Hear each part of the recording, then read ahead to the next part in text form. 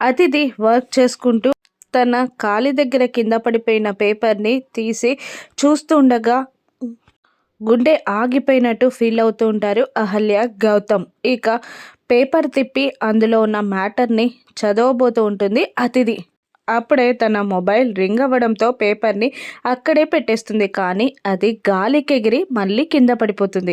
Phone మాట్లాడుతూ అంజలి అంటూ ఆ రికార్డ్స్ అన్ని నాకు స్టోర్ రూమ్లో ఉన్నాయి, తీసుకొస్తాను అని అంటూ తను స్టోర్ రూమ్లోకి వెళ్ళిపోతుంది. అతిథి బయటికి రావడం చూసి మెల్లిగా పక్కకి దాక్కుంటారు అహల్య, గౌతమ్. ఇక అతిథి స్టోర్ రూమ్లోకి వెళ్ళగానే అహల్య, గౌతమ్లు లోపలికి వెళ్ళి పేపర్ ఎక్కడా అని చెక్ చేస్తూ ఉండగా అది ఎక్కడా దొరకదు. అయ్యో ఇప్పుడు ఎలాగండి అని అహల్య టెన్షన్ పడుతుండగా చూడండి వెతకండి అని అంటూ అంతా వెతికి అక్కడ కింద పేపర్ పడిపోవడం గమనించిన గౌతమ్ ఆ పేపర్ని తీసి అహల్యకి చూపిస్తూ ఈ పేపరేనా, ఈ లెటరేనా అని అడుగుతుండగా అవును గౌతమ్ గారు అని అంటూ ఉంటుంది అహల్య. ఆ పేపర్ని జేబులో పెట్టేసుకుంటాడు గౌతమ్.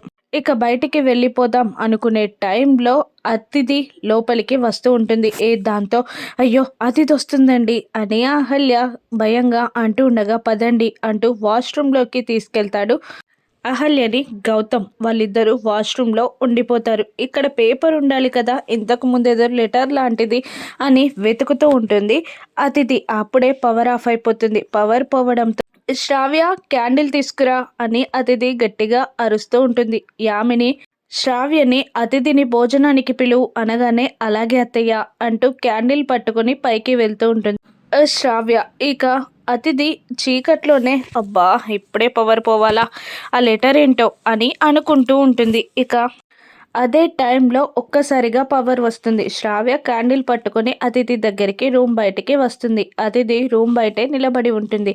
అలా ఒక్కసారిగా పవర్ ఆన్ అవ్వడంతో భయపడిపోయిన అహల్య తూలి పడిపోవడంతో అప్పుడే షవర్ బటన్ ఆన్ అవుతుంది. దాంతో షవర్ నుండి వాటర్ రావడం స్టార్ట్ అవుతాయి. దాంతో గౌతమ్ అహల్య తడవకుండా తను షవర్ కింద తడుస్తూ అహల్య తలపై చేయి పెడతాడు. గౌతమ్ ప్రేమకి ఉప్పొంగిపోతుంది అహల్య. ఇంతకు ముందు ఒకసారి కూడా తను వర్షంలో తడవకుండా తను తడుస్తూ గొడుగు పట్టడం అంతా గుర్తు తెచ్చుకుంటుంది అహల్య. ప్రేమగా చూస్తూ ఉంటుంది గౌతమ్ కళ్ళలోకి అహల్య. శ్రావ్యని అతిథి అవసరం లేదు క్యాండిల్, పవర్ ఆన్ వచ్చింది కదా అని అంటూ ఉంటుంది అతిథి.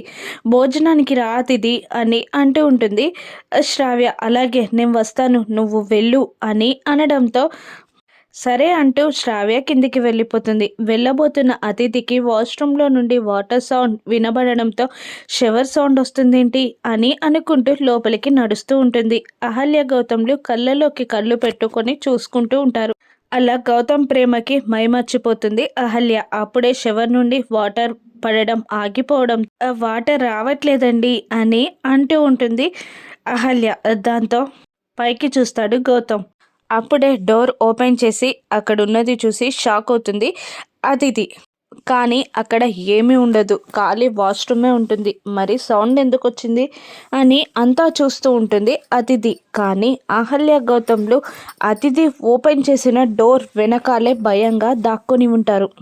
అతిథి తమని ఎక్కడ చూస్తుందో అని టెన్షన్ పడుతూ దాక్కొని ఉంటారు అహల్య, గౌతమ్లు. అక్కడ ఏమీ లేకపోవడంతో కిందికి వచ్చేస్తుంది భోజనానికి అతిథి.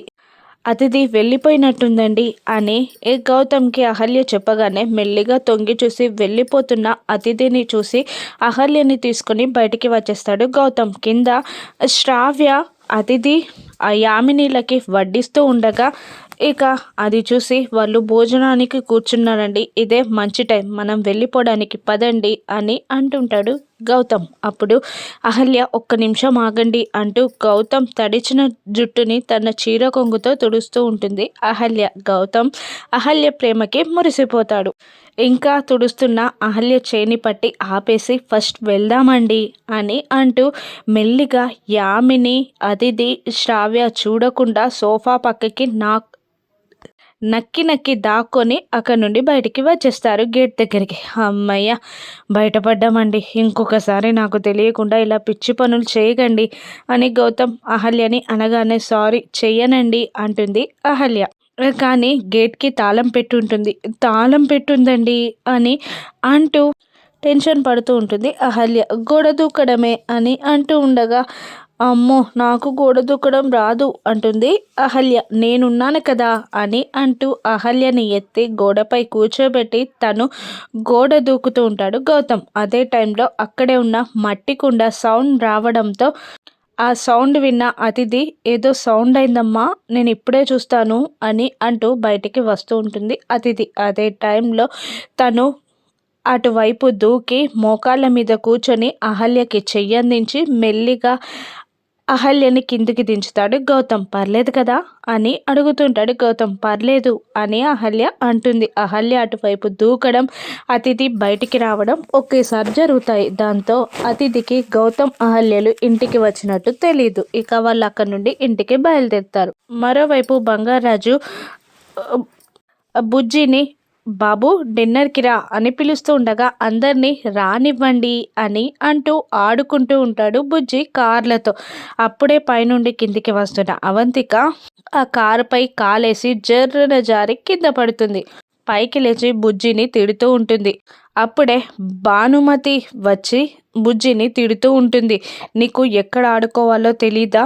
నట్టింట్లో ఇలా ఆడుతావా అని తిడుతూ ఉండగా, పోనీలే నానమ్మ, వాడు తెలియక ఆడుకున్నాలే అని అంటూ ఉండగా, నీకు దెబ్బ తగిలిందని కాదు నా బాధ. కడుపులో బిడ్డను మోస్తూ ఒక అమ్మాయి ఉంది ఇంట్లో. కడుపుతో ఉన్న అమ్మాయి ఇంట్లో ఇలాగేనా ఆడేది? నువ్వు పడిపోయావు కాబట్టి సరిపోయింది. అదే ఆ అమ్మాయి పడిపోతే నా ముని వారసుడి గతేం కావాలి అని భానుమతి అనడంతో అందరూ షాక్ అవుతారు.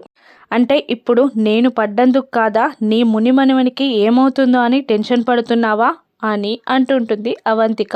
అవును, వాడు నా వారసుడు అనగానే మరి వీడేమవుతాడు అని బుజ్జిని చూపిస్తూ ఉంటుంది అవంతిక. వాడు నీ కొడుకు, నీ ఇంటి వారసుడు కానీ నా ఇంటి వారసుడు కాదు. గౌతమ్ కొడుకే ఈ ఇంటి వారసుడు అని అవంతికకి బుద్ధొచ్చేలా చెప్తూ ఉంటుంది భానుమతి. ఇన్నాళ్ళు వీడిని వారసుడు అన్నావు కదా అని కార్తిక్ కూడా అడుగుతుండగా, వాడు మీ ఇంటి వారసుడు బాబు.